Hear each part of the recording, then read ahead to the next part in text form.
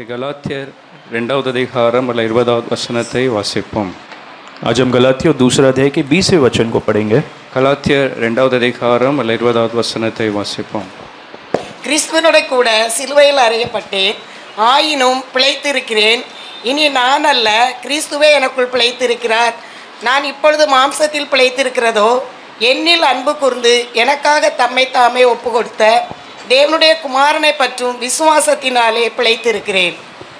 இந்த வசனத்தில் பவுல் சொல்கிறார், நான் கிறிஸ்துவனை கூட சிலுவையில் அறையப்பட்டேன். इस वचन में पौलुस कहता है मैं मसीह के साथ क्रूस पर चढ़ाया गया हूँ. இந்த வசனத்தில் பார்க்கும்போது ரெண்டு சிலுவை மரணத்தை குறித்து நாம் பார்க்கலாம். इस वचन में दो क्रूस पर चढ़ाए जाने के बारे में हम पढ़ सकते हैं. ஒன்று பவுல் சொல்கிறார் கிறிஸ்து சிலுவையில் அறையப்பட்டார். और एक तो पौलुस कहता है कि मसीह क्रूस पर चढ़ाया गया. ரெண்டாவது அவர் சொல்கிறார் அவர் எப்படி சிலுவையில் அறையப்பட்டார். और दूसरी बात वो कहता है जैसे मसीह क्रूस पर चढ़ाया गया था, அவரோடு கூடவே கிறிஸ்துவுடனே கூடவே और मसीह के साथ ही நானும் சிலுவையில் அறையப்பட்டேன். मैं भी क्रूस पर चढ़ाया गया हूँ. ஹல்லேலூயா. हालेलुया. ஆனால் இந்த ரெண்டு சிலுவையில் அந்த அனுபவங்களை பார்க்கும்போது लेकिन उन दो क्रूस के अनुभव के बारे में जब देखते हैं, பவுலும் இயேசுக்கு வித்தியாசங்களை நாம் பார்க்க முடியும். पौलुस और यीशु मसीह में एक फर्क था. பவுல் நம்மளை போல ஒரு சாதாரண மனிதர் இருந்தாலும் पौलुस हमारे जैसे एक साधारण सा एक मनुष्य था, இயேசு சிலுவையில் அறையப்பட்டார் என்று பார்க்கும்போது लेकिन जब हम यीशु मसीह को देखते जो क्रूस पर चढ़ाया गया था, அவர் மனுஷனாய் மாத்திரம் மனுஷனாய் இல்லாமல் वो केवल मनुष्य नहीं था, அவர் தேவனாய் இருந்தும் மனுஷ சாயல் எடுத்து இந்த பூமியில அவர் वो வந்தார். यीशु मसीह परमेश्वर होकर भी एक मनुष्य का रूप धारण करते हुए संसार में आया. பிலிப்பியர் 2வது அதிகாரம் 6வது வசனத்தை வாசிக்கும் போது फिलिपियों दूसरा अध्याय के 6ठे वचन में हम पढ़ते हैं. the book of Philippians chapter 2 verse 6 and 7 फिलिपियों दूसरा अध्याय के 6 और 7 में பவுல் சொல்கிறார் தேவனுடைய ரூபமாய் இருந்தும் वो परमेश्वर के स्वरूप में होकर भी அவர் தேவனுக்கு சமமாய் இருப்பதை அவர் எண்ணாமல் परमेश्वर के तुल्य होने को अपने वश में रखने की वस्तु ना समझा. அவர் யார் என்றால் தேவனுக்கு சமமாய் இருக்கிறார். वो परमेश्वर के तुल्य था, தேவனுடைய ரூபமாய் இருந்தும் वो परमेश्वर के स्वरूप में होकर भी, அவர் பூமியில எப்படி வந்தார்னு பார்க்கும்போது लेकिन वो संसार में कैसे आ गए थे, தம்மை வெறுமையாக்கி ஒரு அடிமையின் ரூபத்தை எடுத்து மனுஷ சாயல் எடுத்தார் என்று वो பார்க்கிறோம். अपने आप को खाली करते हुए शून्य करते हुए एक मनुष्य के स्वरूप में आया. மனுஷ சாயல வரும்போது தம்மை தாமே வெறுமை எவ்வளவாய் வெறுமையாக்க முடியுமோ அவ்வளவாய் ஆக்கி வந்தார். वो जितना अपने आप को खाली कर सकते थे उतना खाली कर कर इस संसार में आ गए. அவருடைய ஸ்தானத்தை அவர் விட்டு கொடுக்கிறார். अपने स्थान को उन्होंने खो दिया. பரலோகத்தை விட்டு இறங்கி பூமிக்கு வருகிறார். उस स्वर्ग को छोड़कर संसार में आए थे. அவருக்கு அந்த மகிமை விட்டு கொடுக்கிறார். अपनी महिमा को उन्होंने छोड़ दिया. இருந்த மகிமை அவர் விட்டு கொடுத்த பூமிக்கு மனுஷ சாயலை எடுத்து அவர் வந்தார். अपनी महिमा को छोड़कर इस संसार में एक मनुष्य के रूप में आए थे. அதுதான் 7வது வசனத்துல வாசிக்கிறோம், தம்மை தாமே வெறுமையாக்கி அவர் மனுஷ சாயல் ஆனார் என்று और பார்க்கிறோம். वही 7वें वचन में पढ़ते कि अपने आप को खाली कर कर वो मनुष्य के स्वरूप में आ गए. யோவான் 17வது அதிகாரம் 5வது வசனத்துல यूहन्ना 17 अध्याय के 5वें वचन में, in the book of John chapter 17 verse 5 यूहन्ना 17 अध्याय के 5वें वचन में, அவர் பிதாவிடத்தில் ஜெபிக்கும்போது சிலுவை பாடுகள் சகித்து முன்பாக அவர் பிதாவிடத்தில் ஜெபிக்கும்போது और क्रूसित होने से पहले जब यीशु मसीह पिता से प्रार्थना कर रहे थे, அவர் நினைவு போட்டுகிறார். वो पिता को याद दिला रहे அவர் थे. சொல்லுகிறார், உலகம் உண்டாகிறதுக்கு முன்னே உம்மிடத்தில் எனக்கு இருந்த அந்த மகிமை, वो कहते कि जगत के होने से पहले जो महिमा तेरी ओर थी, அப்பொழுது உம்மிடத்தில் உண்டாயிருந்த அந்த மகிமையினால और उस महिमा से जो तेरे पास थी, இப்பொழுது நீர் என்னை உம்மிடத்தில் மகிமைப்படுத்தும் என்று கேட்கிறார். वो कहते कि उसी महिमा से अब मेरी महिमा कर. அப்போ இப்பொழுது அவர் எப்படி காணப்படுகிறார்? क्योंकि अब वो कैसे हो गए थे, அந்த மகிமை அவர் விட்டு கொடுத்து நம்மளுக்காக இந்த பூமியில வந்ததனால यीशु मसीह उस महिमा को छोड़कर इस संसार में आए थे, इसलिए அவர் சொன்ன உம்மிடத்தில் உலகம் உண்டாகிறதுக்கு முன்னே இருந்த அந்த மகிமையினால மகிமைப்படுத்தும். वो अपने पिता से कहते कि जो जगत से पहले जो महिमा था उस महिमा से मेरी महिमा कर. ஹல்லேலூயா. हालेलुया. இயேசு உலகம் உண்டாகிறதுக்கு முன்னே அவர் ये இருக்கிறவர். जगत के बनाए जाने से पहले यीशु मसीह थे, அப்படி மகிமையோடு அந்த பரலோகத்துல இருக்கிறவர் और वो जो महिमा के साथ उस स्वर्ग में है, நம்மளுக்காக இந்த பூமியில மனுஷ சாயல் எடுத்து அடிமையின் ரூபத்துல அவர் வந்தார். लेकिन हमारे लिए मनुष्य का रूप लेकर वो इस संसार में आ गए थे. ஹல்லேலூயா. हालेलुया. ஆனால் அவர் அந்த சிலுவையில எப்படி அறையப்பட்டார்? लेकिन वो क्रूस पर कैसे चढ़ाया गया அவர் था, வெறுமையாக்கினார். அவர் இந்த பூமியில வந்தாலும் கூட वो खाली कर कर अपने आप को इस संसार में आए, फिर भी அப்போஸ்தலர் 2வது அதிகாரம் 23வது வசனத்துல प्रवृत्ति के काम दूसरा अध्याय के 20वें वचन में, சிலுவையில எப்படி அறையப்பட்டார், யார் அறைந்தார்கள் என்று பார்க்கும்போது और प्रवृत्ति के काम दूसरा अध्याय उसके 23 वचन में हम पढ़ते हैं, பேதுரு அங்க கூடியிருக்கிற அந்த இஸ்ரவேல் ஜனங்களை பார்த்து யூதர்களை பார்த்து சொல்லுகிறார், वहां पर पतरस उन यहूदी लोगों को देखकर कहता है, அவர் சிலுவையில அறையப்பட்டார், அதற்கு காரணம் நீங்கள் என்று சொல்லுகிறார். और वो कहता है कि तुम ही लोगों ने यीशु मसीह को उस क्रूस पर चढ़ाया. 23வது வசனத்துல அவர் சுட்டி காண்பிக்கிறார், அந்த இயேசுவை நீங்கள் பிடித்து அக்கிரமங்களுடைய கைகளினால சிலுவையில ஆணியடித்து கொலை उस செய்தீர்கள். 23 वचन वचन में वो कहता है कि तुम ही लोगों के कारण यीशु मसीह उस क्रूस पर चढ़ाया அவர் गया। எப்படி அந்த சிலுவையில அவர் மரித்தார் என்று பார்க்கும்போது और यीशु मसीह कैसे क्रूस पर चढ़ाए गए थे, சிலுவையில எப்படி அறையப்பட்டார் वो कैसे क्रूस पर चढ़ाए गए थे। பேதுரு யாரை பார்த்து சொல்லுகிறார்? और पतरस किसे देखकर कहता அந்த है, 22வது வசனத்துல இஸ்ரவேலரே சொல்லி 22 वचन में पढ़ते कि हे इजराइलियों कहता है, அந்த இயேசுவை நீங்கள் பிடித்து, वो कहता है कि तुम लोगों ने यीशु मसीह को அந்த पकड़वाया। ஜனங்களை பார்த்து நீங்கள் பிடித்து அந்த அக்கிரமக்கார ரோமருடைய கையில நீங்க ஒப்பு கொடுத்தீர்கள்। उन लोगों से वो कहता है कि तुम ही लोगों ने यीशु को पकड़वाया और रोम के हाथों में दे दिया। ஆகையால் ஆணி அடித்து கொலை செய்தீர்கள் என்று அந்த பேர் அவர்கள் மேல போடுகிறார்। और इसलिए उन लोगों से कहता है कि तुम लोगों के कारण यीशु मसीह क्रूस पर चढ़ाया गया। ஹல்லேலூயா। हालेलुया। ஆனால் அது மாத்திரம் காரணம் அல்ல, लेकिन यीशु मसीह के क्रूसित होने के पीछे वो केवल वो कारण नहीं था, அது அப்படியே நடந்தது அந்த இஸ்ரவேல் ஜனங்களினால இல்ல, அந்த யூதாஸ் கரித்து காண்பித்ததுனால அல்ல। और जो लोगों के कारण यीशु मसीह क्रूस पर चढ़ाया गया, फिर यहूदी जो यूदास कारित के वजह से हुआ, ऐसा அந்த नहीं। சிலுவை மரணம் ஏற்கனவே தேவன் முன்குறித்து வைத்தார்। लेकिन वो क्रूस पर चढ़ाया जाना जब परमेश्वर की योजना में पहले से ही था, அவருடைய முன் அறிவிலே அவருடைய முன் திட்டத்திலே அது இருந்தது। वो परमेश्वर की योजना में पहले से ही था। 1 பேதுரு 1வது அதிகாரம் 20வது வசனத்துல வாசிக்கும்போது, पहला पत्रस पहला अध्याय के 20 वचन में पढ़ते हैं, in the book of 1 Peter chapter 1 verse 20, पहला पत्रस पहला अध्याय के 20 वचन में पढ़ते हैं, அவர் உலக தோற்றத்துக்கு முன்னே குறிக்கப்பட்டவராய் இருக்கிறார்। और वो जो जगत की उत्पत्ति के पहले से ही जाना गया எப்போ था। குறிக்கப்பட்டார்? कब चुना गया था? உலக தோற்றத்துக்கு முன்னே குறிக்கப்பட்டவர், जगत के बनाने जाने से पहले ही वो चुना गया था, ஜனங்களை ரட்சிக்கும்படியாக, और लोगों के उद्धार करने के लिए, ஜனங்களை மீட்டெடுக்கும்படியாக, लोगों को छुड़ाने के लिए, அவர் உலக தோற்றத்துக்கு முன்னே குறிக்கப்பட்டவராய் இருக்கிறார்। जगत के निर्माण होने से पहले ही यीशु मसीह को चुना गया था। ஆகையால் அந்த இஸ்ரவேல் ஜனங்கள் அப்படி செய்தார்கள், யூதாஸ் கரித்தை காண்பித்தான், அப்படி அல்ல। और इसलिए उन इजराइलियों के कारण वो क्रूस पर चढ़ाया गया, फिर यूदास कारित ने ऐसा कुछ किया इसलिए नहीं। ஜனங்களை ரட்சிக்க வேற வழி இல்லாமல் இருக்கும்போது, जब लोगों को छुड़ाने के लिए और कोई मार्ग नहीं था, அவரே வழியும் சத்தியம் ஜீவனாய் நமக்கு அவர் இறங்கி तब வந்தார்। यीशु मसीह खुद मार्ग सत्य जीवन बनकर वो हमारे लिए क्रूसित हुए। ஹல்லேலூயா। हालेलुया। வெளிப்படுத்தின விசேஷம் 13வது அதிகாரம் 8வது வசனத்துல, प्रकाशित वाक्य 13 अध्याय के 8वें वचन में, வெளிப்படுத்தின விசேஷம் 13வது அதிகாரம் 8வது வசனத்துல வாசிக்கிறோம், प्रकाशित वाक्य 13 अध्याय के 8वें वचन में हम पढ़ते हैं, ஆட்டுக்குட்டியானவர் அவருக்கு அங்க வேறொரு பெயர் கொடுக்கப்பட்டிருக்கிறது। और उस मेमने के लिए एक और नाम दिया गया है। உலக தோற்றம் முதல் அடிக்கப்பட்ட ஆட்டுக்குட்டியானவர், वो जो जगत के निर्माण से पहले जो घात हुआ मेमना है, எப்போ அடிக்கப்பட்டார் என்று சொல்லுகிறார்? वो कब मारा हुआ था?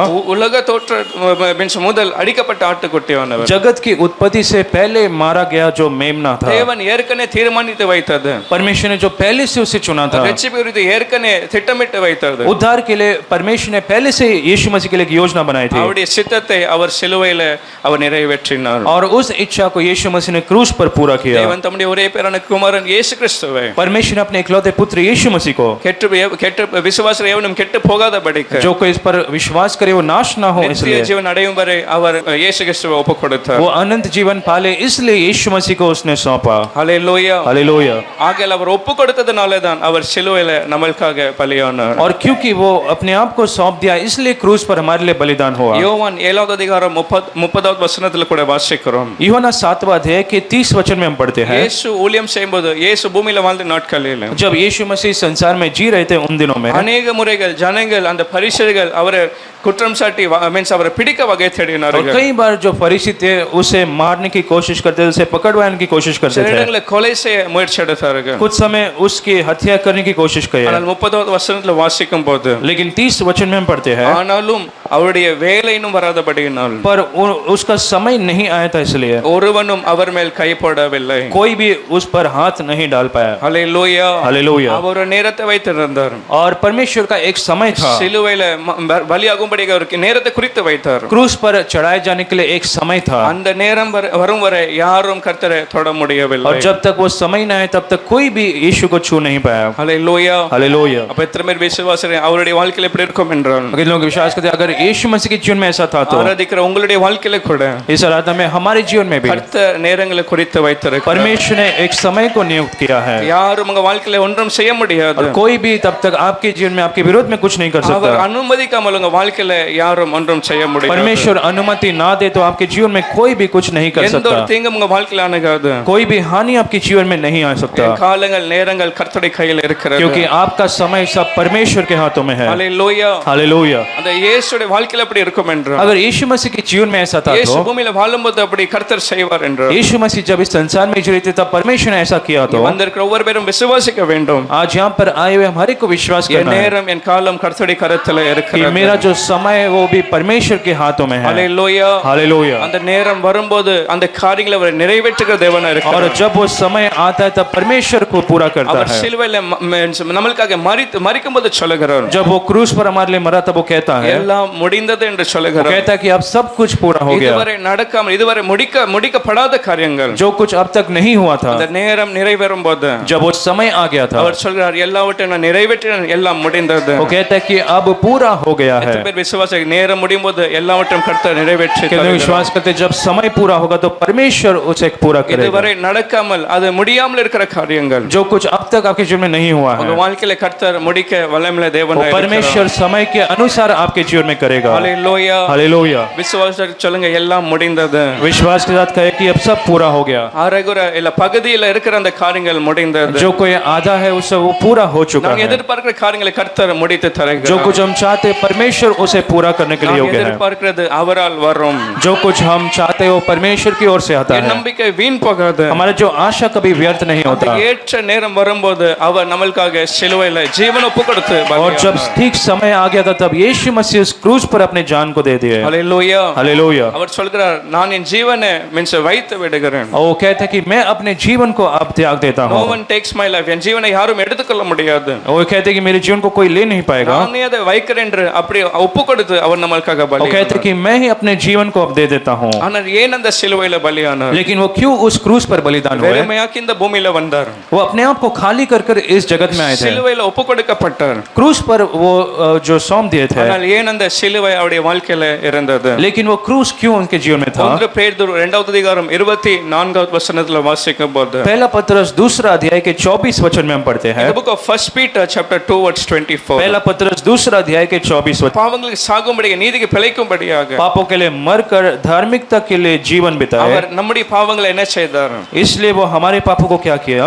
அவர் தாமே தமது சரீரத்திலே அந்த பாவங்களை அவர் சுமந்தார். हमारे पापों को अपने ही शरीर में उसने उस क्रूस पर ले लिया। எங்க வைத்து சுமந்தார்? वो कहां पर उठाया? அந்த சிலுவையின் மேலே அவர் சுமந்தார். उस क्रूस पर हमारे पापों को उठा அந்த लिया। சிலுவையில எப்படி சுமந்தார் என்றால், उस क्रूस पर कैसे उठाए? அவருடைய ஜீவன் ஒப்பு கொடுத்து பலியாகி ரத்தம் சிந்தி अपने प्राण देकर अपने लहू को बहाकर அவர் நம்மளுக்காக நம்மளை மீட்டெடுத்தார். उसने हमें छुड़ाया है। ஹalleluya. हालेलुया। எதற்காக? किस लिए? நாம் பாவங்களுக்கு சாகும்படியாக, ताकि हम पाप के लिए मर जाए நீதிக்கு பிழைத்திருக்கும்படியாக और धार्मिकता के लिए जीवन बिताए, அவர் அவருடைய ஜீவனை ஒப்பு கொடுத்தார். और इसलिए उसने अपने जीवन को दे दिया। அப்போ எல்லா மனுஷனும் பிறக்கும்போது எப்படி பிறக்கிறான்? और इसलिए जो कोई मनुष्य इस संसार में जन्म लेता है वो कैसे जन्म लेता है? நான் பாவியாய் பிறந்தேன். कि लोग कहते हैं मैं भी पापी जन्म हुआ था। இதுதான் சத்தியம். वही सत्य है। ஏற்றுக்கொள்ள முடிந்தாலும் முடியாமல் இருந்தாலும் கூட आप उसे ले पाते हो नहीं पाते हो। பிறக்கிற ஒவ்வொரு மனுஷனும் அவன் பாவியாய் इस பிறக்கிறான். संसार में जो कोई जन्म लेता है वो पापी जन्म लेता है। ஆதாம் ஏவாளை சொல்லும்போது இந்த கனியை புசிக்கிற நாளில் நீ சாக என்று சொன்னவர். और आदम और हवा से कहा कि जब तू इस फल से फल को खाएगा तब तू मरेगा। ஆனால் அவர்கள் அந்த கனியை புசித்தார்கள். लेकिन फिर भी उन्होंने उस फल को खा लिया। புசிக்கிற நாளிலே ஒரு சரீர பிரகாரமாய் மரணத்தை காணாமல் இருந்தாலும் கூட, और जब उन्होंने उस फल को खाया उस दिन उस शारीरिक रूप से नहीं मरे तो भी, அவர் பொய் சொல்கிற ஒரு மனுஷன் அல்ல, और परमेश्वर जो झूठ बोलने के लिए मनुष्य नहीं, ஆத்மாவிலே ஒரு மரணத்தை கண்டார்கள். वो दोनों आत्मा में मृत्यु को देख लिया। பாவம் இந்த உலகத்துல வந்தது. उनके द्वारा पाप इस संसार में आ गया। அதற்கு பின்பு பிறக்கிற ஒவ்வொரு மனுஷனும் பாவியாய் और பிறக்கிறான். उसके बाद जो भी इस संसार में जन्म लेता है वो पापी के रूप में ही जन्म लेता है। அவனுக்கும் தேவனுக்கு ஒரு தொடர்பு இல்லாமல் பிறக்கிறான். उसके और परमेश्वर के बीच में कोई भी संबंध नहीं रहता। படைத்த சிருஷ்டித்த தேவன் யார் என்று அறியாமல் அவன் பிறக்கிறான். वो सृष्टिकर्ता वो परमेश्वर को बिना जाने जन्म लेता है। ஒரு சின்ன குழந்தையை யோசித்து பாருங்க, பிள்ளைகளை எடுத்து பாருங்க. जब छोटे बच्चों को देखते हैं அவங்களுடைய வாழ்க்கையில நீங்க கீழ்ப்படியாமையை பார்க்க முடியும். उनके जीवन में वो आज्ञाओं को नहीं मानते அந்த हैं। ஜென்ம சுபாவம் மனுஷட சுபாவம் அவன் கீழ்ப்படியாமல் பிள்ளைகள் இருக்கிறத பார்க்கலாம். मनुष्य का स्वभाव जो अपने माता पिता है फिर आज्ञाओं को नहीं मान நீங்க पाते। சொல்லி சொல்லுவாங்க, இதை செய்யக்கூடாதுன்னு சொல்வீங்க, அதுதான் அவன் சந்தோஷமாய் சிரித்து அவன் செய்வான். आप बार बार कहेंगे कि इस चीज को ना करे लेकिन वो जबरदस्ती उसे ही करेगा। ஹalleluya. हालेलुया। கீழ்ப்படியாமல் போகிறதும் பாவம். और आज्ञा पालन ना करना भी एक पाप ही है। ஆதாமும் ஏவாள் என்ன செய்தார்கள்? आदम और हवा ने क्या किया? பாவம் உலகத்துல எப்படி வந்தது? वो पाप इस संसार में कैसे आया? கீழ்ப்படியாமல் போனதுனால, क्योंकि उन्होंने आज्ञा को नहीं माना। ஒரே ஒரு மீன்ஸ் வார்த்தையை தேவன் சொன்னார். परमेश्वर ने एक ही शब्द उनसे कहा அந்த था। கனியை புசிக்க கூடாதுன்னு சொல்லும்போது, परमेश्वर ने कहा कि उस फल को नहीं खाना। வேற எல்லாம் நீங்க புசிக்கலாம், இதை மாத்திரம் புசிக்காமல் இருங்கன்னு சொல்லும்போது, परमेश्वर ने कहा कि बाकी सब तुम खा सकते, लेकिन इस पेड़ के उस फल को नहीं खा सकते। கீழ்ப்படியாமல் போனதுனால உலகத்துல பாவம் வந்தது. लेकिन उन्होंने परमेश्वर के वचन को नहीं माना, इसलिए संसार में पाप आया। சிறு பிள்ளைகள் அப்படிதான் அநேக காரியங்களை கீழ்ப்படியாமல் போகிறார்கள். बच्चे ऐसे ही आज्ञाओं को नहीं मानते। ஒரு 3 வயசுக்கு இருக்கலாம், 4 வயசு பிள்ளைகளா இருக்கலாம், शायद 3 या 4 वर्ष के बच्चे हो सकते हैं। மீன்ஸ் அடிக்கடி கோபப்படுகிற காரியங்களை பார்க்கலாம். उनके जीवन में क्रोध आने लगता है। ஏதாவது கொடுக்காமல் இருக்கும்போது அப்படியே கோபம் அந்த சின்ன பிள்ளைகளுக்கு இருக்கும். अगर कुछ आप नहीं देते तो उनके जल्द गुस्सा आ जाता है। சில பொருள் மேல ஆசை இருக்கிறது. और कुछ बच्चों को चीजों पर बड़ा प्यार होता है। மற்ற பிள்ளைகளிடத்துல இருக்கிற அந்த பொருள் மேல ஒரு வாஞ்சை. दूसरे बच्चों के पास जो चीज है उसे लेने के लिए वो चाहते சில हैं। நேரம் அதை ஒளித்து வைத்து இல்ல அது தன்னுடைய எடுத்துக்கொள்வார்கள். कुछ समय दूसरे बच्चों के जो कुछ चीजों को लेकर अपने पास रख देते हैं। Hallelujah hallelujah. வளர்ந்தவர்கள் மீன்ஸ் வளங்களுடைய வாழ்க்கையில அல்ல, और जो बड़े हैं उनके जीवन में नहीं। சின்ன குழந்தை பிள்ளைகளுடைய வாழ்க்கையில கூட இதை நீங்க பார்க்க முடியும். बच्चों के जीवन में आप इन बातों को देख அந்த सकते हैं। ஜென்ம சுபாவம் எப்படி அந்த சுபாவத்தோட அவன் பிறக்கிறான் என்றால், तो एक जो बच्चा कैसे इस संसार में जन्म लेता ஒரு है, பாவியாக ஒரு பாவ ஜென்ம சுபாவத்தோட அவன் பிறக்கிறான். वो एक पापी के रूप में और पाप का एक स्वभाव से वो जन्म लेता அந்த है। பாவமுடைய வாழ்க்கையில இருக்க और जब तक पाप उसके जीवन में அந்த है, பாவத்திலே அந்த மனுஷன் மரிப்பான் என்றான். अगर वो पाप के साथ ही पापी रूप में जीता मरता भी है, பாவம் ஒரு மனுஷனை நரகத்துக்கு நேராக அது கொண்டு போகும். तो वो जो पाप है उसे अनंत काल के आग तक नरक में ले जाता நித்திய है। அக்கினிக்கு நேராக கொண்டு போகும். वो अनंत काल के आग तक ले चलता है। கர்த்தருடைய கோபத்துக்கு நேராக கொண்டு वो போகும். परमेश्वर के क्रोध की ओर ले चलता है। ஆனால் அந்த பாவங்களிலிருந்து நம்மளை தப்புவிக்கும்படியாக, लेकिन उस पाप से हमें बचाने के लिए, அந்த பாவத்தை மன்னிக்கும்படியாக, उस पाप को छुड़ाने के लिए, அந்த தண்டனையிலிருந்து நம்மளை வெளியே வைக்கும்படியாக, उस दंड से हमें निकालने के लिए இயேசு நம்மளுக்காக அந்த சிலுவையில பலியானார். यीशु मसीह हमारे लिए उस क्रूस पर बलिदान हुए। ஹல்லேலூயா. हालेलुया। அவர் சிந்தின விலையேறப்பட்ட இரத்தத்தினால उसने जिस बमले लहू को हमारे लिए बहाया, அவர் ஜீவனை பலி கொடுத்து நம்மளுக்காக அந்த சிலுவையில பலியானார். उसने अपने प्राण को देकर उस क्रूस पर हमारे लिए बलिदान हो गए। நம்முடைய பாவங்கள் எப்படி கழுவப்பட்டது? तो आज हमारा पाप कैसे शुद्ध हुआ है? அவருடைய விலையேறப்பட்ட மாசற்ற குற்றமில்லாத இரத்தத்தினால. उसके बमले लहू से, जो इसमें कोई दोष कोई पाप नहीं है। ஹல்லேலூயா. हालेलुया। எந்த மனுஷனும் சொல்லல நான் உங்களுக்காக ஒரு 50 பேருக்காக நான் பலியாயிருந்தேன். कोई भी मनुष्य कह सकता है कि मैं 50 लोगों के लिए मैं बलिदान दे दूंगा। ஒருவேளை ஒரு தகப்பன் சொல்ல நான் பிள்ளைகளுக்காக பலியாகிறேன். एक पिता कह सकता है मेरे बच्चों के लिए मैं बलिदान हो அப்படி जाऊंगा। ஒரு மனுஷன் மற்றவர்களுக்காக பலியாக முடியாது. लेकिन कोई भी मनुष्य दूसरे के लिए बलिदान नहीं दे அது ஒரு सकता। வீண் பலியா இருக்கிறது. वो जो बलिदान वो व्यर्थ हो அது जाता है। எந்த ஒரு பாவத்தை கழுவ முடியாது. वो कोई भी पाप को शुद्ध नहीं कर ஒரு सकता। மனுஷன் மற்றவருடைய மீன்ஸ் பாவங்களை கழுவ முடியாது. एक मनुष्य दूसरे मनुष्य के पाप को नहीं धो सकता, என்றால் அவனும் பாவியாய் பிறக்கிறான். क्योंकि वो भी एक पापी के रूप में जन्म लेता है। அவனுக்குள்ள பாவம் இருக்கிறது. उसके अंदर वो पाप है। ஆனால் இயேசு கிறிஸ்துவானவர், लेकिन जो यीशु मसीह है, அவர் தேவனா இருந்தும் அவர் மனுஷ ரூபத்தை எடுத்து வந்ததனால, वो परमेश्वर होकर भी मनुष्य का रूप लेकर आया, அவர் பாவம் அறியாமல் அவர் இருந்தார். और वो पाप को नहीं जानता था, பாவம் செய்யாத மாசற்ற குற்றமில்லாத விலையேறப்பட்ட இரத்தத்தை அவர் சிந்தினார். और अपने बहुमूल्य लहू को बहाया जिसमें कोई पाप कोई निर्दोष नहीं था। ஆகையால் நம்முடைய பாவங்களை அவர் கழுவி நம்மளை நீதிமான்களாய் और ஆக்கினார். इसलिए हमारे सारे पापों को धोकर हमें धर्मी बनाया। அவருடைய ஜீவனை எப்படி கல்வாரியில கொடுத்தார்? अपने जीवन को कैसे वो क्रूस पर दे दिए? அவருடைய முழு இரத்தத்தை சிந்தி நம்மளுக்காக கொடுத்தார். अपने पूरे लहू को बहाकर हमारे लिए। ஹல்லேலூயா. हालेलुया। சரீரத்துல எதுல ஜீவன் இருக்கிறது? शरीर में जो जीवन कहाँ होता है? ஹிருதயத்துல இருக்கிறதா? क्या हृदय में होता है? ரத்தத்துல ஜீவன் இருக்கிறது. जो लहू में ही जीवन होता है। ரத்தம் ஒவ்வொரு உறுப்புகள் ஒவ்வொரு ஆர்கன்ல போய் சேரும்போது, वो जो लहू हर ऑर्गन में जब जाता है, அந்தந்த ஆர்கன் அந்தந்த உறுப்பு நல்ல செயலாகிறது. तब शरीर का जो वो अंग है वो अच्छे से काम करेगा। ஒருவேளை அந்த ரத்தம் இதயத்துக்கு சேராமல் இருக்கும் अगर वो लहू हृदय को नहीं जाता है இல்ல तो, மூளைக்கு ஒரு தடையை மீன்ஸ் இருந்து அது போகாமல் இருக்கும் या तो फिर वो जो सिर पर नहीं जाता, கை அசைக்க முடியாது, கால் அசைக்க முடியாது, கொஞ்சம் கொஞ்சமா அந்த சரீரம் செயலற்று ஒரு அலண்டு போகிற ஒரு சரீரமாய் तब மாறிடும். धीरे धीरे आपको आपके हाथ को आप हिला नहीं सकते, पैर को हिला नहीं सकते, धीरे धीरे जो शरीर है वो काम करना छोड़ देता है। அவருடைய முழு ரத்தத்தை நம்மளுக்காக சிந்தி அவர் ஜீவனை ஒப்பு கொடுத்தார். लेकिन यीशु मसीह ने अपने सारा लहू हमारे लिए बहाकर वो बलिदान हुए, ஒரே பலியாக நம்மளுக்கு அவர் பலியை நம்மளை மீட்டெடுத்து நம்மளை ரட்சித்தார். और वो एक ही बलिदान हमारे लिए हमारे पापों से छुड़ाने के लिए। எத்தனை பேர் नன்றி இயேசுன்னு சொல்ல முடியும்? तो कैसे धन्यवाद यीशु, என் பாவங்களை மன்னித்து என்னை கல்வி சுத்திகரிக்கும்படியாக हमारे पाप पापों से हमें छुड़ाने के लिए, हमें शुद्ध करने के लिए, எனக்காக சிலுவையில பலியானீரே உமக்கு நன்றி. हमारे लिए क्रूस पर बलिदान हो, इसलिए எனக்கு धन्यवाद. நித்திய ஜீவன் கொடுக்கும்படியாக, हमें अनंत जीवन देने के लिए, பரலோகம் மோடு கூட இருக்கும்படியாக, उस स्वर्ग में आपके साथ रहने के लिए, எனக்காக பலியானீரே உமக்கு நன்றி. हमारे लिए तो बलिदान हुआ, इसलिए धन्यवाद. ஹல்லேலூயா. हालेलुया. ஒரு மரத்தை கொண்டு சாத்தான் பாவத்தை கொண்டு வந்தான். और एक पेड़ को लेकर शैतान पाप को लेकर आया அந்த था. மரத்தின் கனியை கொண்டு அந்த பாவத்தை கொண்டு வந்தான். वो पाप का जो पेड़ का जो फल था, उसके द्वारा वो पाप को लेकर आया था. ஒரு மரத்துல தொங்கி இயேசு நம்ம அந்த பாவத்துல நம்மளை மீட்டெடுத்தார். लेकिन यीशु मसीह एक पेड़ पर अपने आप को जो चढ़ाकर अपने हम सारे पापों से हमें शुद्ध कर लिया. மரத்துல தொங்குகிற எவனும் அவன் சபிக்கப்பட்டவன் என்று வார்த்தை சொல்லுகிறது. वचन में लिखा है कि पेड़ पर जो कोई चढ़ाया जाता है वो पापी है. அந்த சிலுவையில் அந்த மரத்துல அவனுடைய பாவத்தை சாபத்தை நம்முடைய எல்லா தண்டனைகளை அவர் ஏற்றுக்கொண்டார். लेकिन उस पेड़ में, उस क्रूस पर यीशु मसीह ने हमारे सारे पापों को, श्रापों को उसने उठाया. ஒரு மனுஷன் கீழ்ப்படியாமல் போனதனால और एक मनुष्य आज्ञा पालन नहीं किया, इसलिए பாவம் உலகத்துல வந்தது. पाप इस संसार में आ गया था. ஆனால் ஒரு மனுஷன் கீழ்ப்படிந்ததனால, लेकिन एक मनुष्य ने आज्ञा को माना, इसलिए பிதாவின் சித்தத்தை நிறைவேற்றதனால, क्योंकि परमेश्वर की इच्छा को उसने पूरा किया. அந்த பாவத்திலிருந்து மன்னிப்பை அவர் நம்முடைய வாழ்க்கையில கொடுத்தார். उस पाप के से हमें उस छुड़ा लिया है. 53வது அதிகாரம் ஏசாயால வாசிக்கும்போது, यशायाह 53 अध्याय में हम पढ़ते हैं, அந்த மரணம் எப்படிப்பட்ட சிலுவை அந்த மரணம் இருக்கிறது. और वो जो मृत्यु कैसा था, அது ஒரு தண்டனை போல அவர் மேல் வைக்கப்பட்டது. एक दंड के रूप में उसके ऊपर रखा गया था. 4வது வசனம் அப்படி வாசிக்கும்போது அவர் மேல் அந்த தண்டனை கொடுக்கப்பட்டது. हम पढ़ते कि जो दंड था उसके ऊपर आ गया அந்த था. ஆக்கினை அந்த பாடுகள் அவர் மேல் வைக்கப்பட்டது. वो जो दर्द था, जो दुख था, वो यीशु मसीह के ऊपर रखा गया. வேண்டுமென்றால் வேறொரு மரணத்தை அவருக்கு ஏற்படுத்தியிருக்கலாம். और उसके लिए कोई और तरीके के मृत्यु को भी रखा जा सकता था. நம்முடைய பாவங்களுக்காக, लेकिन हमारे पापों के लिए, பாவத்துக்காக அந்த தண்டனை அவர் மேல் வைக்கிறார். हमारे पापों के लिए सारा दंड उसने अपने ऊपर उठा அவருடைய लिया. ஒரே பிறந்த குமாரனை அவர் நொறுக்க சித்தமாக்குகிறார். और परमेश्वर ने अपने इकलौते पुत्र को मारे जाने के लिए उस सहमत हो गया. அந்த தண்டனை நம்முடைய வாழ்க்கையில வந்திருக்க வேண்டியது. वो जो दंड हमें सामना करना था, நாம் செய்கிற பாவத்தினால் அந்த தண்டனை வந்திருக்க வேண்டியது. हमारे पापों के लिए हमें वो दंड सहना था. அந்த பாவத்தையும் அவர் ஏற்றுக்கொண்டார், தண்டனையும் அவர் ஏற்றுக்கொண்டார். लेकिन अपने हमारे पापों को उसने स्वीकार किया और हमारे दंड को भी उसने स्वीकार कर நம்முடைய लिया. வாழ்க்கை முழுவதும் நான் நன்றி சொல்ல கடமை. और इसलिए हमें जीवन भर परमेश्वर को धन्यवाद देना है. ஹல்லேலூயா. हालेलुया. அவர் கொடுத்த மேலான ரட்சிப்புக்கு ஒவ்வொரு நாளும் நான் நன்றி சொல்ல उसने வேண்டும். हमारे जीवन में दिया उस उद्धार के लिए हर दिन हमें परमेश्वर को धन्यवाद देना है. எத்தனை பேர் நன்றி இயேசுன்னு சொல்ல முடியும்? कितनों कह सकते धन्यवाद यीशु. ஹல்லேலூயா. हालेलुया.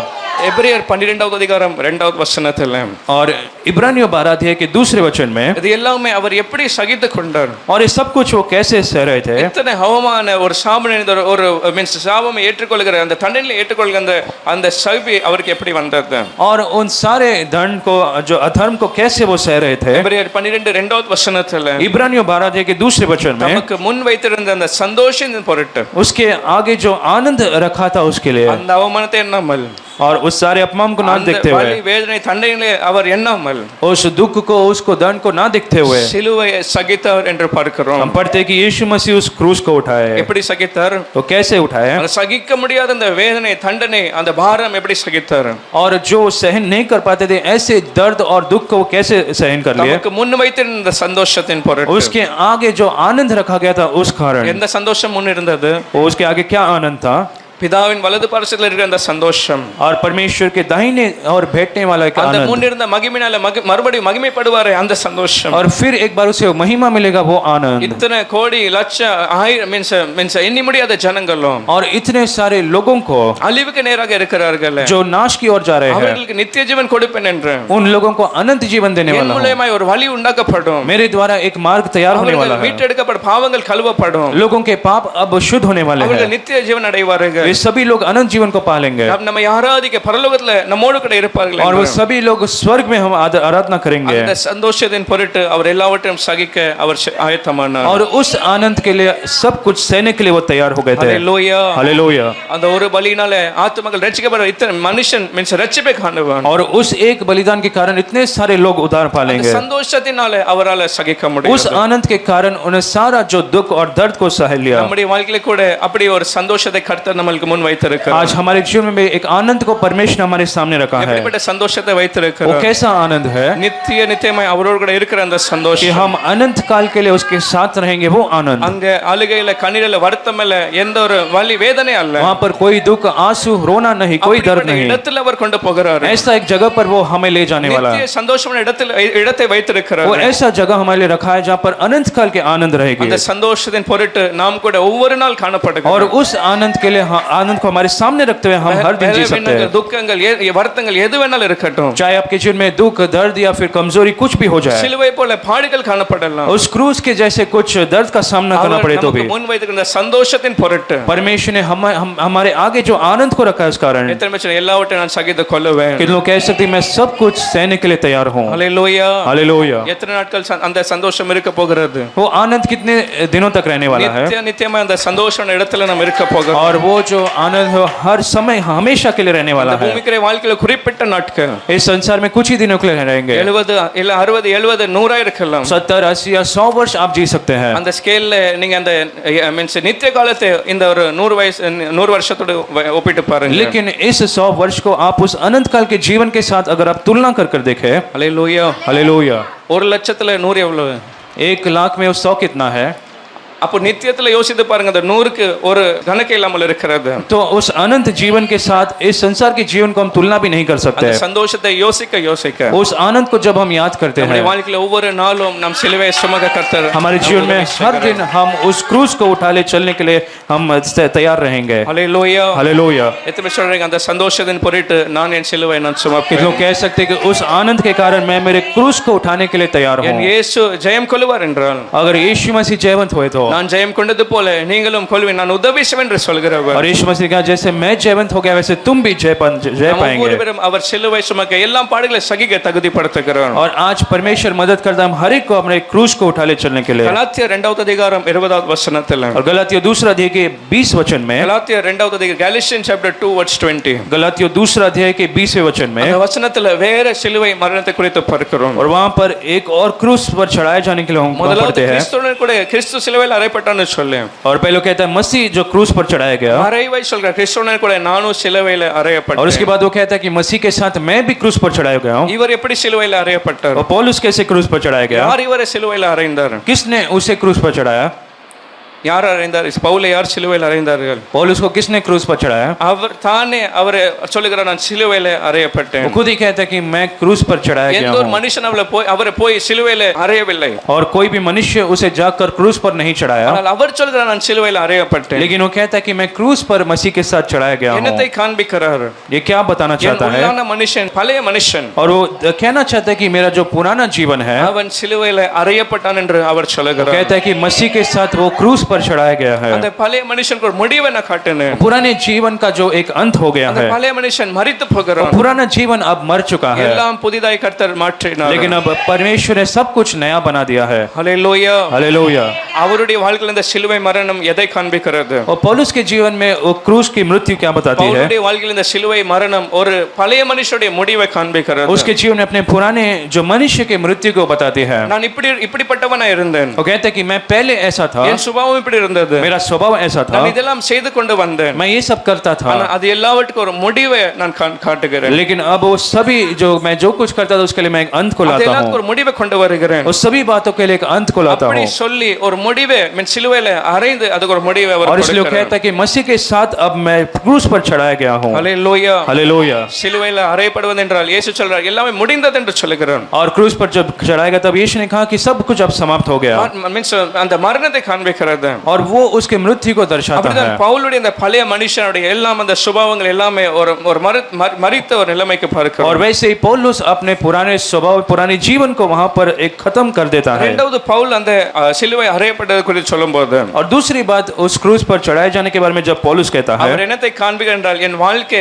மாறிவிட்டது என்று காண்பிக்கிறார்। वो ये बताना चाहता है कि अब मेरा जीवन बदल गया है। நான் முன்னிருந்த அந்த பவுல் அல்ல, मैं जो पुराना पौल नहीं, நான் முன்னிருந்த அந்த மனுஷனை போல அல்ல, मैं पुराने व्यक्ति जैसा नहीं। அவர் அந்த வசனத்துல சொல்கிறார் கலாத்தியர் 2:20 வசனத்துல, उस गलाती 2:20 में वो कहता है, நான் என்று சொல்கிற அவன் அந்த பவுல் அவன் மரித்து போனான், वो कहता है कि वो जो पौलुस पुराना जो पौलुस था वो अब मर चुका है। அவன் மரித்து இப்போ நான் அல்ல எனக்குள்ள கிறிஸ்துவே எனக்குள்ள பிழைத்திருக்கிறார்। कहता है कि अब मैं नहीं लेकिन मसीह मुझ में जीवित है। ஹல்லேலூயா, हालेलुया। அவர் சொல்றான் வாழ்க்கை மாறிவிட்டது, वो कहता है कि अब मेरा जीवन बदल गया है, இனி நான் சொல்ல ஒன்றும் இல்லை, अब मैं कहने के लिए कुछ नहीं है, நான் கிறிஸ்துவை மகிமைப்படுத்துகிற வாழ்க்கையை வாழுகிறேன், इसके बाद मैं मसीह की महिमा करने वाला वाला एक जीवन சித்தத்தை जीऊंगा நிறைவேற்றுகிற வாழ்க்கையை வாழுகிறேன். मसीह की इच्छा को पूरी करने वाला एक जीवन जीऊंगा ஆகையால் கிறிஸ்து எனக்குள்ள இருக்கிறார். और इसलिए मसीह मुझ में जीवित है ஹல்லேலூயா. हालेलुया பவுல் அந்த சிலுவையில் அறையப்பட்டேன்னு சொல்லுறதுனால என்ன சொல்லுகிறார்? पौलुस जब कहता है कि मैं क्रूस पर चढ़ाया गया हूँ சில பழைய காரியங்களை நான் முடிவுக்கு கொண்டு வந்தேன். तब वो कहता है कि कुछ पुरानी बातों का मैंने एक अंत को அது लाया மரித்து விட்டது. वो सब अब मर चुका है இப்பொழுது மாற்றம் வந்து விட்டது. நான் ஒரு புதிய மனுஷனை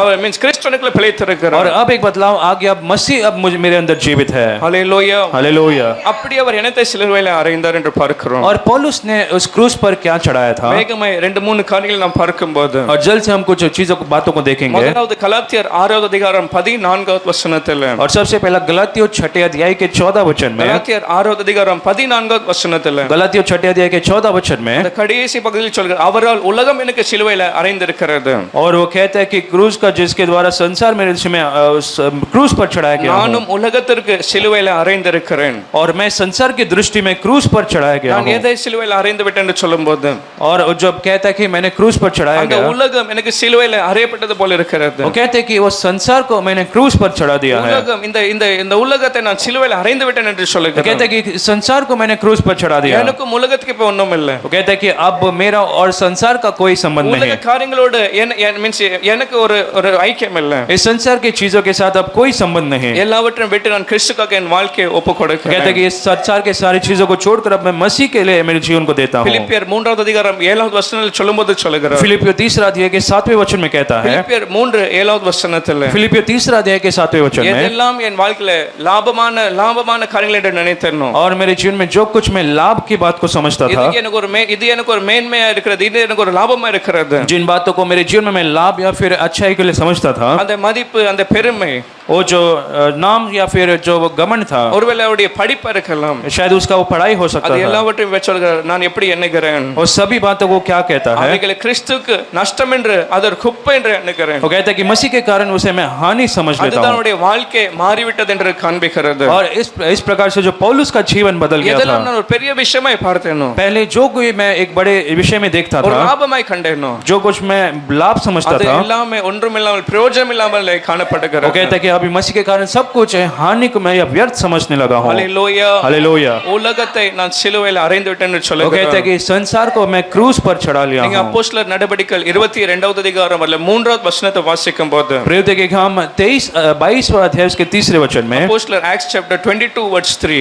प्रेरित के काम 22वां अध्याय के 3रे वचन में அவரை குறித்து மேன்மையான காரியங்களை சொல்ல வேண்டும் இல்லை அவரை பற்றி பாராட்ட வேண்டிய காரியங்களை சொல்ல வேண்டும் என்று और उसके बारे में अगर कुछ अच्छाई को कहना है तो எத்தனையோ காரியங்கள் இருக்கிறது. उसके बारे में कहने के लिए तो बहुत अच्छी அந்த बातें थे வசனத்துல சில காரியங்களை அவர் சொல்லுகிறார். उन वचनों में वो कुछ बातों को कहता நான் है உங்களை போல அந்நியர்கள் அல்ல, वो कहता है कि मैं तुम्हारे जैसे कोई अन्य जाति का लोग நான் नहीं யூதன் என்று वो சொல்லுகிறார். कहता है मैं तो यहूदी मनुष्य நான் हूँ கர்த்தருடைய ஜனம் என்று वो कहता சொல்லுகிறார். है मैं परमेश्वर का व्यक्ति हूँ இரண்டாவது சொல்ற இந்த நகரத்துல கமாலியலின் பாதத்தில் இருக்கிற நான் வளர்ந்தேன் என்று சொல்லுகிறார். और उसके बाद वो कहता है कि वो किलिकिया के तरसूस में वो जन्मा அந்த நாட்டிலே அந்த கமாலியல் ஒரு பெரிய ஒரு மீன்ஸ் டீச்சரை போல இருந்தார். और उन दिनों में गमालियल जो था वो बहुत अच्छा एक व्यवस्था का शिक्षक था அப்போ அந்த டீச்சருடைய மீன்ஸ் பாதத்தில் இருக்கிற நான் வளர்ந்து அவ்வளவு ஞானம் எனக்கு இருக்கிறது என்று वो कहता है कि उस शिक्षक गमालियल के पांव के पास बैठकर मैं पढ़ाया गया हूँ முன்னோர்களுடைய வேத பிரமாணத்தின்படி நான் மீன்ஸ் போதிக்கப்பட்டேன்னு சொல்லுகிறார். और बाप दादों की व्यवस्था की ठीक रीति पर मैं सिखाया गया हूँ இப்படி अनेक காரியங்களை அவர் சொல்லிக் கொண்டு வரலாம். अपने बारे में इन बातों को वो कहता ஒரு है பழைய வாழ்க்கையில் இப்படி மதிப்போடு நான் வாழ்ந்து वो कहता है कि கொண்டிருந்தேன். मेरे पुराने जीवन में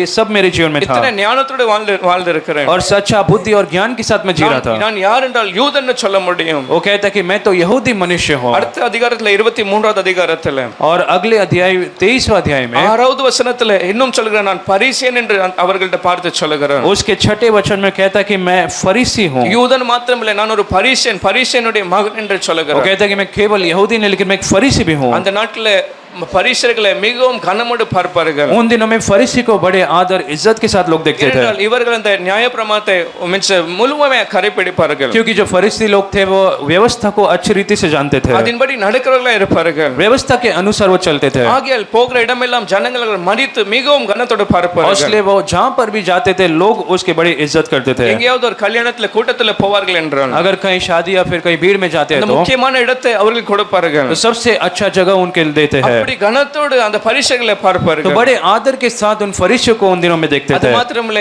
இவர் யார் என்றால் இயேசுவின் சத்தத்தை கேட்டவர். और उतना ही नहीं, पौलुस ने यीशु मसीह की आवाज को सुना था। தமஸ்குக்கு சமீபமாய் வரும்போது அந்த பகல் நேரத்திலே ஒரு பெரிய ஒளியை அவர் பார்க்கிறார். दमिश्क के पास जो आया था, बड़ी रोशनी को उसने देखा। இயேசுவிடம் பேச, ஏன் நீ சபையை துன்பப்படுத்துகிறாய்? यीशु ने उससे बात किया कि तू क्यों कलीसिया को सताता है। இது எல்லாம் அவருடைய வாழ்க்கையில் நடக்கும்போது அவர் எவ்வளவு பெருமையோடு பேச வேண்டும் என்றார். और अपने जीवन में ये सब होने के कारण वो कितना घमंड कर सकता था। அவர் எத்தனையோ காரியங்கள் எல்லா இடத்துல போய் அப்படி அவர் சொல்லிக் கொண்டு இருந்திருக்கலாம். हर जगह पर जाकर अपने बारे में वो इन बातों को कह सकता था। ஆனா இப்படிப்பட்ட எல்லா உலக காரியங்கள் लेकिन संसार के इन सारे चीजों को அவர் சொல்ற நஷ்டம் என்று எண்ணி அது ஒரு பெரிய ஒரு பொருட்டா எண்ணவில்லை. वो कहता है कि मसीह के कारण अब सब कुछ मैं व्यर्थ समझने लगा हूं। உலக காரியங்களை நான் சிலுவையில அறைந்து விட்டேன் என்று சொல்லுகிறார். कहता है संसार के सारे चीजों को अब मैं क्रूस पर चढ़ा लिया இனி हूं। மேன்மை பாராட்ட வேண்டும் என்றால், மேன்மை பார்க்க வேண்டும் என்றால், अब अगर कोई घमंड करना है तो கலாத்தியர் 6:14 சொல்லுகிறார். गलातियों 6:14 में वो कहता है, இயேசு கிறிஸ்துவின் சிலுவையை குறித்து அல்லாமல் और यीशु मसीह के क्रूसित होने को வேற छोड़कर எதை குறித்து மேன்மை பாராட்ட மாட்டேன். और किसी भी बात पर मैं घमंड नहीं அவருடைய करूंगा। சிலுவை மாத்திரம், அவருடைய மரணம், அவர் மாத்திரம் எனக்கு மேன்மையை நான் और பார்க்கிறேன். केवल मसीह के क्रूसित होने पर उस क्रूस पर मैं घमंड करूंगा। அதுதான் நம்முடைய வாழ்க்கையில கூட கர்த்தர் எதிர்பார்க்கிறார். और वही परमेश्वर हमारे जीवन में भी चाहता है। ரட்சிக்கப்பட்ட ஒவ்வொரு பேரும் அந்த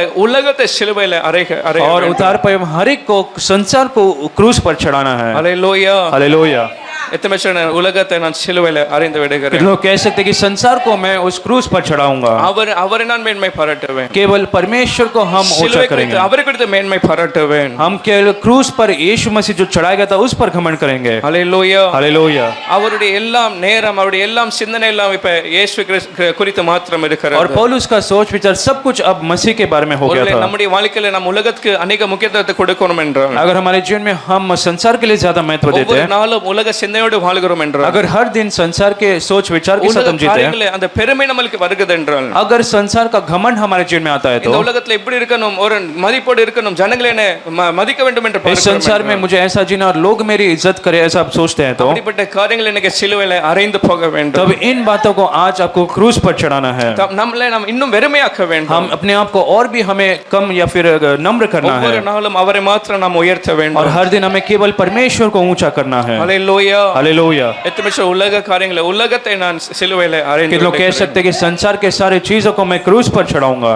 இந்த குட் ஃப்ரைடே நாள் இல்ல, इस गुड फ्राइडे के दिन में யோசித்து பாருங்க, நாம் கர்த்தருக்கு எவ்வளவு நேரத்தை கொடுக்கிறோம். सोच कर देख कि हम परमेश्वर के लिए कितना समय देते இந்த हैं। உலகத்துல வாழும்போது கர்த்தருக்கு நாம் எவ்வளவு இடம் கொடுக்கிறோம். जब इस संसार में जीते तब हम परमेश्वर के लिए कितना जगह देते हैं। ஆவிக்குரிய காரியங்களுக்கு எவ்வளவு முக்கியத்துவத்தை கொடுக்கிறோம். हम आत्मिक चीजों के लिए कितना समय देते हैं। ஜெபத்துக்கு நேரம் இருக்கிறதா? क्या प्रार्थना के लिए समय है, இல்ல உலகத்துல நாம் பிஸியா இருக்கிறோமா? या फिर हम इस संसार में व्यस्त हो गए இல்ல हैं, சபை ஐக்கியத்துக்கு நேரம் இருக்கிறதா? या कलीसिया में मिलने के लिए समय சபை है, கூடி வரதுல நேரம் இருக்கிறதா? कलीसिया में मिलने के लिए समय है। சாத்தான் अनेक பேரை உலக காரியங்களை சிக்கிக்கொள்ள பார்க்கிறான். आज शैतान बहुत सारे लोगों को इस संसार के चीजों में व्यस्त कर देता है உலக காரியங்களை, உலகத்தை பெருமையாய் பார்க்கிறார்கள். और लोग संसार को बहुत बड़ा समझने लगते ஆனா हैं। பவுல் சொல்றார், அப்படிப்பட்ட உலக காரியங்களை நான் சிலுவையில அறைந்து लेकिन விட்டேன். पौलुस कहता है कि संसार को मैं क्रूस पर चढ़ा लेता என்னை हूँ। குறித்து யார் என்ன சொன்னாலும் கூட, मेरे बारे में चाहे लोग कुछ भी कहे, என்னோடு கூட ஜனங்கள் இல்லாமல் போனாலும் கூட, मेरे साथ अगर लोग नहीं रहे तो भी நான் கிறிஸ்துவுக்காக வாழுவேன், அவருக்காக நான் ஒவ்வொரு நாளும் காரியங்களை वो செய்வேன். कहते हैं कि मैं हर दिन मसीह के लिए जीऊंगा। அல்லேலூயா. हालेलुया। அவர் அப்படி மாறின போது ஒருவேளை எல்லாரும் அவரை கைவிட்டிருக்கலாம். और जब पौलुस बदल गया था शायद लोगों ने उसे छोड़ दिया होगा। முன்னிருந்த அந்த எல்லா ஜனங்கள் उसके साथ जो लोग पहले थे, சவுலா இருக்கும்போது அந்த வைரக்கத்தை பார்க்கும்போது எல்லாரும் சிரித்துக் கொண்டிருந்திருப்பார்கள். और जब वो शाऊल था तब लोग शायद उस पर हंसते थे। எப்படி இப்படி மாறி விட்டாய்? वो लोग सोचे होंगे कि ऐसा कैसे बदल गया, அது எல்லாமே எண்ணாமல் அவர் கிறிஸ்துக்காக ஓட ஆரம்பித்தார். लेकिन उन बातों को ना याद में रखते हुए मसीह के लिए निरंतर जी रहा था। இரண்டாவது எதை அவர் சிலுவையில் அறைந்தார்? और दूसरी बात, क्रूस पर उसने क्या चढ़ाया। அப்போஸ்தலர் 8வது அதிகாரம் 3வது வசனத்தில், प्रेरितों के काम 8वां अध्याय के 3रे वचन में, அப்போஸ்தலர் 8வது அதிகாரம் 3வது வசனத்துல வாசிக்கிறோம். प्रेरितों के काम 8वां अध्याय के 3रे वचन இந்த में பவுல் அவர் எப்படி வாழ்ந்து கொண்டிருக்கும் போது, वो पौलुस कैसा जी रहा था। சவுலா இருக்கும்போது அவர் எல்லா வீடுகளில் நுழைந்து, जब वो शाऊल था तब वो घर में சபையில் घुसकर கிறிஸ்தவர்களை மிகவும் அவன் தொந்தரவு செய்கிறவனா இருந்தான். कलीसिया को, जो विश्वासियों को वो सताता था। புருஷன் இழுத்து கொண்டு போய் காவலில் அவன் வைப்பான். पुरुषों को और स्त्रियों को घसीट घसीट कर बंदी गृह में डाल देता கொலை था। செய்ய பார்ப்பான். और उन्हें घात करने की कोशिश करता था। மிகவும் கோபத்தோடு வைரக்கத்தோடு அவன் காணப்படுவான். बड़े क्रोध और गुस्से के साथ वो रहता அந்த था। அந்த கிறிஸ்தவர்களை பார்க்கும்போது சபை குடிவரத்தை பார்க்கும்போது मसीह लोगों को देखते हुए जब लोग इकट्ठा होते थे उसे देखकर கோபத்தினால எரிச்சலினால அப்படி அவன் செயல்படுவான். बड़े क्रोध से उन्हें घसीटकर बंदी गृह में डाल देता था। ஆனால் இயேசு அவரை சந்தித்த பின்பு लेकिन जब यीशु मसीह उससे मिले அந்த கோபத்தை அவன் சிலுவையில அறைந்து விட்டார். उस गुस्से को उसने क्रूस पर चढ़ा दिया। ஹalleluya. हालेलुया। அதற்கு பின்பு பவுலுடைய வாழ்க்கையில அந்த கோபம் மாறிவிட்டது. और उसके बाद से पौलुस के जीवन में वो क्रोध या गुस्सा नहीं था। மற்ற ஜனங்களை பார்க்கும்போது இயேசுவை போல ஒரு சாந்த குணம் அவர்களுக்கு வந்தது. और यीशु मसीह के जैसा एक शांत स्वभाव वो आ गया था। கோபத்தோட யார்கிட்ட பேசுவதல்ல. उसके बाद कोई किसी से भी गुस्से से बात नहीं करता மற்றவர்களை था। பார்த்து கூட எப்பொழுதும் சொல்லுகிற வார்த்தைகள் நீங்க கோபப்படக்கூடாது. दूसरों को देखकर भी वो कहता था कि आपके अंदर क्रोध नहीं होना चाहिए। ஹalleluya. हालेलुया। எபேசியர் 4வது அதிகாரம் 31வது வசனத்துல கூட அவர் சொல்லுகிறார். इफिसियों 4 अध्याय के 21 वचन में भी वो कहता है। எபேசியன் 4:31 इफिसियों 4 अध्याय के 31 वचन में சகல விதமான கோபமும் உங்களை விட்டு நீங்க கடவுது. और सब प्रकार के क्रोध निकल जाए। எத்தனை விதமான ஒன்னு ரெண்டு காரியங்களே எல்லா விதமான கோபம் உங்க வாழ்க்கையில ஏதாவது ஒரு கோபம் இருக்கும் என்று वो कहता है कि अगर आपके जीवन में कोई भी गुस्सा या फिर क्रोध है तो அந்த கசப்பு கோபம் எரிச்சல் மாறிவிடன் உங்களை விட்டு நீங்க கடவுது. सब प्रकार की कड़वाहट प्रकोप और क्रोध निकल जाए। ஹalleluya. हालेलुया। பக்கத்துல பார்த்து சொல்லுங்க சகல விதமான கோபம் உங்களை விட்டு நீங்க கடவுது. बाजू में देखकर कहे कि सब प्रकार के क्रोध आपके जीवन से निकल जाए। அடிக்கடி எரிச்சல் வருது என்றான். बार बार अगर आप गुस्सा हो जाते हैं तो டக்குன்னு கோபம் ஏறுகுது என்றான். अगर तुरंत ही गुस्सा हो जाते அது हैं உங்களை விட்டு நீங்க கடவுது. तो आपके जीवन से वो निकलना जरूरी है। ஹalleluya. हालेलुया। அடிக்கடி உடனே கோபப்படுகிறது. और कुछ लोग तुरंत गुस्सा हो जाते हैं। ஒரு செகண்ட்ல கோபப்படுகிறது. एक ही क्षण में गुस्सा हो जाते हैं। ஒரு நேரத்துல முகம் மாறுவது. एक ही समय का जो फेस बदल जाता है। இது கர்த்தருடைய விருப்பம் அல்ல. लेकिन परमेश्वर इस बात को नहीं चाहता। கர்த்தர் அதை பார்க்கும்போது பிரியப்படுகிறவர் அல்ல. परमेश्वर उसे देखकर खुश नहीं होता। பிரசங்கி 7வது அதிகாரம் 9வது வசனத்துல பார்க்கிறோம். सबोपदेशक 7वां अध्याय के 9वें वचन में पढ़ते हैं। பிரசங்கி 7வது அதிகாரம் 9வது வசனத்துல सबोपदेशक 7वां अध्याय के 9वें वचन யார் में நெஞ்சில கோபம் கூடிக்கொள்ளும் किसके हृदय में गुस्सा जो மூடரின் நெஞ்சில கோபம் கூடிக்கொள்ளும். वचन लिखा है जो मूर्ख है उसके हृदय में गुस्सा உன் आता है। மனதில சீக்கிரமாய் கோபம் கொள்ளாது. உன் மனதில சீக்கிரமாய் கோபம் கொள்ளாது. तेरे मन में तो तुरंत गुस्सा मत हो, அது யாருக்கு அழகென்றால் ஒரு மூடனுக்கு அது அழகென்று பார்க்கிறோம். क्योंकि क्रोध जो है मूर्खों के हृदय में रहता है। எப்போல்லாம் உங்களுக்கு சீக்கிரம் கோபம் வருகிறதோ तो आपके जीवन में जब कभी बहुत तुरंत गुस्सा हो அந்த जाते हैं, கோபப்படும் நேரத்துல जब आप गुस्सा होते हैं, வசனம் என்ன சொல்றது யோசித்து பார்க்கும்போது तब इस वचन को जब आप याद करेंगे, நாம் யார் என்று சொல்ல வேண்டும். हम कौन है। அப்படி அல்லாமல் நான் கோபத்துல இருந்து மீன்ஸ் அமைதியா நாம் இருக்க வேண்டும். लेकिन ऐसा नहीं, हमें क्रोध को कम करके हमें शांत रहना है। ஹalleluya. हालेलुया। ஆராதிக்கிற கர்த்தர் கோபத்தை பார்க்க விரும்புவதில்லை. क्योंकि हम जिस परमेश्वर की आराधना करते हैं वो क्रोध को नहीं देखना அந்த चाहता। மோசே அந்த கோபத்தினால அந்த மலையை அடிக்கும் போது मूसा जब क्रोध के कारण उस चट्टान पर मार दिया, அந்த கோபத்தை பார்க்கும்போது கர்த்தர் பிரியப்படவில்லை. उस क्रोध को देखकर परमेश्वर खुश नहीं हुए। கலாத்தியர் 5வது அதிகாரம் 20வது வசனத்துல गलातियों 5वां अध्याय के 20 वचन में கலாத்தியர் 5வது அதிகாரம் 20வது வசனத்துல பவுல் அடிக்கடி அவருடைய பிரசங்கத்துல அவருடைய வார்த்தைகளை சொல்லுகிற காரியங்கள் गलातियों 5वां अध्याय के 20 वचन में पौलुस बार-बार अपने प्रचार में कहता था, மாம்சத்தின் கிரியைகள் சொல்லும்போது அதுல பகைகள் விரோதங்கள் கோபங்கள் சண்டைகள்னு சொல்லுகிறார். उन शरीर के कामों के बारे में जब वो कहता है तब वो कहता है कि क्रोध भी एक शरीर का काम है। கோபப்படுறது எவ்வளவு பயங்கரமான ஒரு காரியம். तो क्रोध करना एक बहुत ही भयानक चीज है। கர்த்தர் விசுவாசிகள் ரட்சிக்கப்பட்டவருடைய அந்த கோபத்தை பார்க்க விரும்புவதல்ல. परमेश्वर कभी भी विश्वासी के जीवन में गुस्सा को नहीं देखना चाहता। பவுல் மட்டும் சொல்றார் இப்படிப்பட்டவர்கள் இது இந்த காரியங்கள் எப்படிப்பட்ட காரியங்கள். और पौलुस भी कहता है कि ये जो गुस्सा है वो कैसा काम है। ஆவிக்குரிய மனுஷனுக்கு அடையாளம் அல்ல. वो आत्मिक मनुष्य के अंदर नहीं होना चाहिए। மாம்ச காரியங்களுக்கு இடம் கொடுக்கிற மனுஷன். लेकिन जो मनुष्य शरीर के काम को ज्यादा महत्व देता है, சண்டைகள் கோபம் அவங்களுடைய வாழ்க்கையில காணப்படும். तो उसके जीवन में क्रोध गुस्सा हमेशा रहता है। 20-21வது வசனத்தில் சொல்றார் இப்படிப்பட்டவர்கள் எதை சுதந்தரிப்பதில்லை. और 20 और 21 वचन में कहता है जो ऐसे गुस्सा करता है उनको कहाँ नहीं जाएंगे, தேவனுடைய ராஜ்யத்தை சுதந்தரிப்பதில்லை. वो परमेश्वर के राज्य में प्रवेश नहीं करेंगे। ஒரு ஜன்ம சுபாவத்தை போல ஒரு மீன்ஸ் மாம்சத்துக்குரியவனை வாழும்போது तो यदि आप एक शरीर रूप में जीते हैं, அவர்கள் தேவனுடைய ராஜ்யத்தை சுதந்தரிப்பது இல்லை. तो वो परमेश्वर के राज्य के वारिस नहीं होंगे। இந்த ஆறுல ஒருவேளை நம்முடைய வாழ்க்கையில அடிக்கடி சீக்கிரமாய் கோபப்படுகிற அனுபவங்கள் இருக்கும் என்று अगर आपके जीवन में आप तुरंत या फिर जल्दी क्रोधित हो जाते हैं तो அதை எங்க அறைந்து விட வேண்டும். तो आपको कहां पर उसे चढ़ाना है, சிலுவையில அறைந்து விட வேண்டும். उस क्रूस पर आपको चढ़ाना है। அந்த பவுலை போல அதை நான் சிலுவையில அறைந்து விடுகிறேன். पौलुस के समान आपको कहना है मेरे गुस्से को मैं क्रूस पर चढ़ाता हूं। சிலுவையில அறைவது என்றால் क्रूस पर चढ़ाने का अर्थ क्या है? இனி அந்த சுபாவங்கள் குணங்கள் மாற வேண்டும். इसके बाद वो जो क्रोध या गुस्सा नहीं होगा। யாரெல்லாம் உங்களை பார்த்து இப்ப கோபப்படுவான் என்று நினைத்தார்களோ, जो कोई सोचता है कि अब आप क्रोधित हो जाएंगे, அடிக்க வருவான் நினைத்தார்களோ, जो सोचते कि ये तो मारने आ जाएगा, அவங்க பார்த்து ஆச்சரியப்பட வேண்டும். वो आपको देखकर वो एकदम आश्चर्यचकित हो जाना இப்படி चाहिए। சாந்தகுலம் குணமாய் மாறிவிட்டான். और वो जो पौलुस था ऐसे बदल गया था, அதுதான் அந்த சிலுவை மீன்ஸ் அறையப்படுகிற ஒரு அனுபவம். और वो ही क्रूस पर चढ़ाने जाने का एक अनुभव है। அதோடு கூட முடிவு, அதோடு கூட ஒரு மாற்றம். उसके बाद एक बदलाव। ரோமர் 7வது அதிகாரம் 17வது வசனத்தில், रोमियो 7वां अध्याय के 17 वचन में, ரோமர் 7வது அதிகாரம் 17வது வசனத்தில் रोमियो 7वां अध्याय के 17 वचन में பவுல் சொல்லுகிறார், ஒரு காலத்துல என் வாழ்க்கை எப்படி இருந்தது, पौलुस कहता है कि एक समय पर मेरा जीवन कैसा था, இப்பொழுது கிறிஸ்துவனுக்குள்ளே நான் அல்ல கிறிஸ்துவனுக்குள்ளே இருக்கிறார்.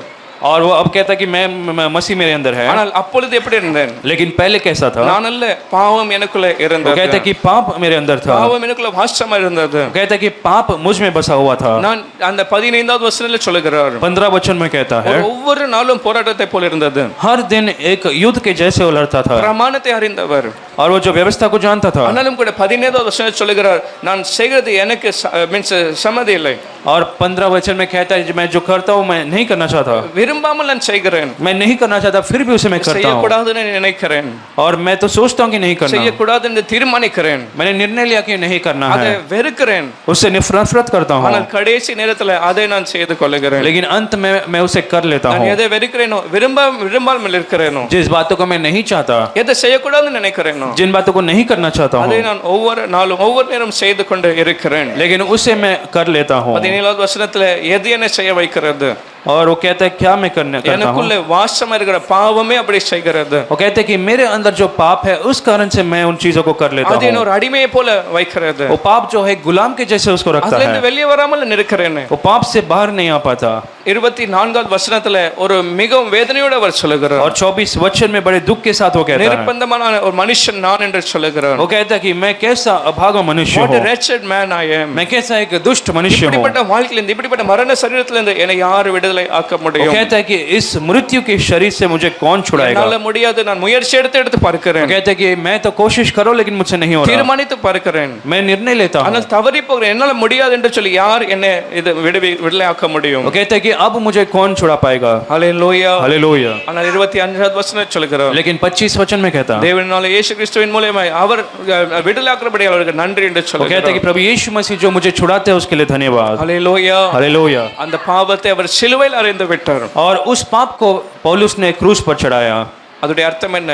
उसका क्या अर्थ है? பாவத்துக்கு ஒரு முடிவு, அந்த அந்த அந்த பாவ சுபாவம் மாறிவிட்டது. अब उसके जीवन में पाप नहीं இனி அந்த था, பாவம் அவர் ஆளுகை செய்ய முடியவில்லை. अब पाप का वो गुलाम नहीं था, பாவத்தோடு அவரை சேர்த்து பார்க்க முடியவில்லை. अब उसके जीवन में कोई पाप नहीं ஒரு था। புதிய மனுஷனை, கிறிஸ்து பிழைத்திருக்கிற ஒரு மனுஷனை அவர் மாறுகிறார். अब मसीह जिसमें जीवित है वैसा एक मनुष्य वो बन गया था। ஒருவேளை நம்முடைய வாழ்க்கையில ஒரு பாவம் நம்மளை ஆளுகை செய்து நடத்துகிற ஒரு வாழ்க்கை இருக்கும் என்று, यदि आपके जीवन में पाप का आप गुलाम है तो पाप, यदि पाप आपकी अगुवाई करता है ஒருவேளை तो, நீங்க பிடிக்காத காரியங்களா இருக்கலாம், या आप शायद उससे नहीं चाहते हो वैसी चीजें हो அநேக सकती है। நாட்களை கர்த்தர் உணர்த்துகிற காரியங்களா இருக்கலாம், कई बार परमेश्वर आपसे कहा कि उसे नहीं करना, இனி வேண்டாம் நான் செய்ய மாட்டேன்னு இருக்கிற காரியங்களா இருக்கலாம். आपने सोचा होगा कि इसके बाद हम नहीं करेंगे, ஆனால் அதுல இருந்து வெளியே வராமல் இருப்பீர்கள் என்றான். लेकिन अभी भी अगर उस पाप से आप बाहर नहीं निकल पा रहे, யாரெல்லாம் சிலுவையில அதை அறைந்து விட வேண்டும், इस रात में उस पाप को आपको क्रूस पर चढ़ाना है, இயேசுவை நோக்கி பார்க்க வேண்டும். यीशु की ओर आपको देखना है।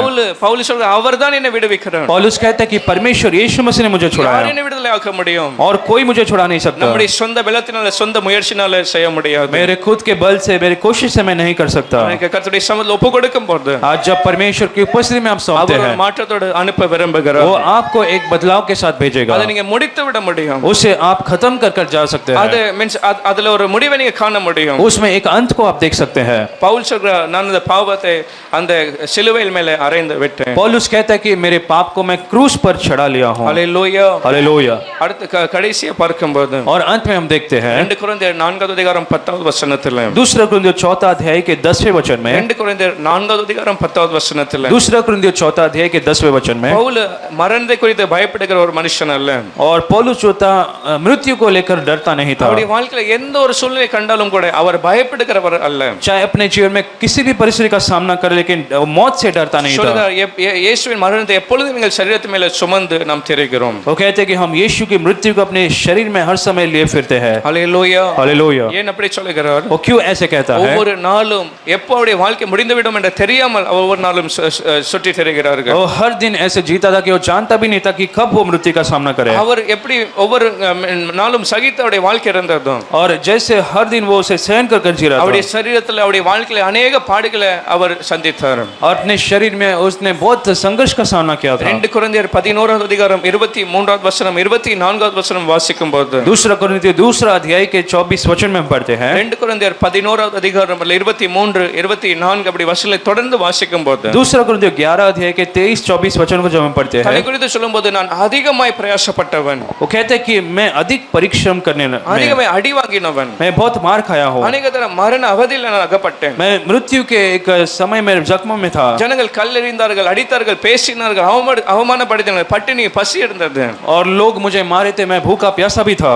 ஒவ்வொரு நாளும் இப்படிப்பட்ட சூழ்நிலை அவர் கடந்து செல்கிறார். हर दिन ऐसे परेशानी का संघर्ष का सामना करता था, ஆனால் அவருடைய வாழ்க்கையில என்ன காணப்படவில்லை என்றால், लेकिन उसके जीवन में क्या नहीं था? ஒரு நாளும் கூட அந்த நிலைமைகளை அவர் பயப்படவே वो இல்லை. कभी भी इन परिस्थिति में डरता नहीं था।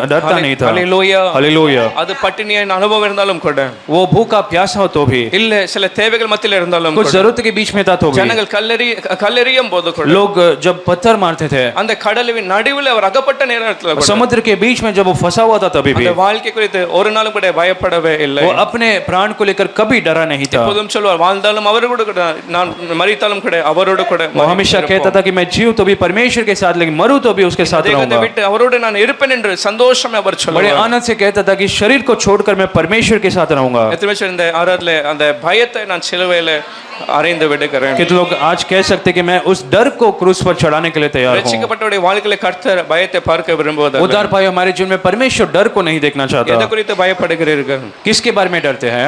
எதை குறித்து பயப்பட வேண்டாம். किसी भी बात के डर की கர்த்தர் जरूरत नहीं। எல்லாவற்றையும் பார்த்து ये கொள்வார். परमेश्वर सब कुछ देखेगा। ஹalleluya. हालेलुया। அவர் ஜீவனுள்ள தேவன், वो जीवित परमेश्वर है, அவர் சகலத்தையும் பார்த்து கொள்வார். वो सब कुछ देख लेगा। எத்தனை பேர் நான் பயப்பட மாட்டேன்? कितने लोग कह सकते कि मैं डरूंगा नहीं? ஹalleluya. हालेलुया।